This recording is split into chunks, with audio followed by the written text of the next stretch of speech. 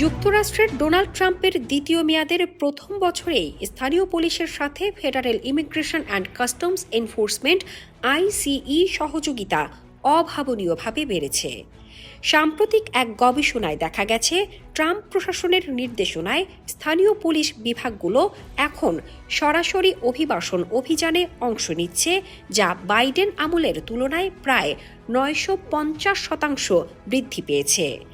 গত ২৬ জানুয়ারি পর্যন্ত পাওয়া তথ্য অনুযায়ী আমেরিকার 1168টি স্থানীয় সংস্থা এখন আইস এর সাথে সরাসরি কাজ করার চুক্তিতে সই করেছে, যা আগে ছিল মাত্র 135টি। এই সহযোগিতার মূলে রয়েছে বিতর্কিত টাস্ক ফোর্স মডেল। এর আওতায় স্থানীয় পুলিশ কর্মকর্তাদের বিশেষ প্রশিক্ষণ দিয়ে ডেপুটি আইস এজেন্ট হিসেবে নিয়োগ দেওয়া হচ্ছে। এর ফলে একজন সাধারণ ট্রাফিক পুলিশও এখন সন্দেহভাজন যে কাউকে আটক করার ক্ষমতা পাচ্ছেন।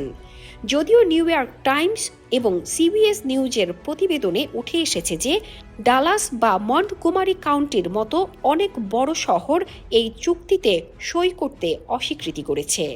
তাদের মতে এতে পুলিশের মূল কাজ ব্যাহত হবে এবং জনমনে আতঙ্ক বাড়বে। বিশেষজ্ঞদের মতে ট্রাম্প প্রশাসনের এই বিশাল কর্মযজ্ঞের পেছনে রয়েছে ওয়ান বিগ বিউটিফুল বিল নামের একটি বিশাল বাজেট।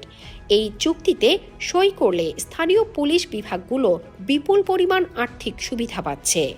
আইস এর দেওয়া প্রস্তাব অনুযায়ী প্রতিটি প্রশিক্ষণপ্রাপ্ত অফিসারের জন্য সরঞ্জাম বাবদ $7,500 এবং নতুন গাড়ির জন্য $1,00,000 পর্যন্ত অনুদান দেওয়া হচ্ছে। এমনকি কর্মকর্তাদের বেতনের 25% পর্যন্ত ওভারটাইম দেওয়ার লোভনীয় প্রস্তাবও রয়েছে।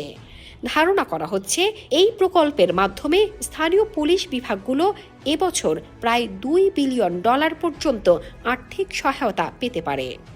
মানবাধিকার সংস্থাগুলোর দাবি, পুলিশ যখন ইমিগ্রেশন অফিসারের ভূমিকা পালন করে তখন অভিবাসী কমিউনিটির মধ্যে চরম ভীতি তৈরি হয়। কারণ গত মাসে মিনেসোটায় আইসিই এজেন্টের গুলিতে 2 মার্কিন নাগরিকের মৃত্যুর পর এই আতঙ্ক আরও ঘনীভূত হয়েছে। ফ্লোরিডা, টেক্সাস এবং টেনেসি এই 3টি অঙ্গরাজ্যে বর্তমানে সবচেয়ে বেশি পুলিশ সংস্থা আইস এর সাথে কাজ করছে। অনেক রিপাবলিকান গভর্নর স্থানীয় পুলিশকে এই অভিযানে যুক্ত হওয়ার জন্য নির্বাহী আদেশ জারি করেছেন। অন্যদিকে অনেক মানবাধিকার কর্মী সতর্ক করে দিয়ে বলেছেন যে 2012 সালে বারাক ওবামা প্রশাসন বর্ণবাদ এবং সাম্প্রদায়িক প্রোফাইলিংয়ের অভিযোগ তুলে যে মডেলটি বন্ধ করে দিয়েছিল, সেটি পুনরায় চালু করায় আমেরিকায় নাগরিক অধিকার চরম ঝুঁকির মুখে পড়েছে।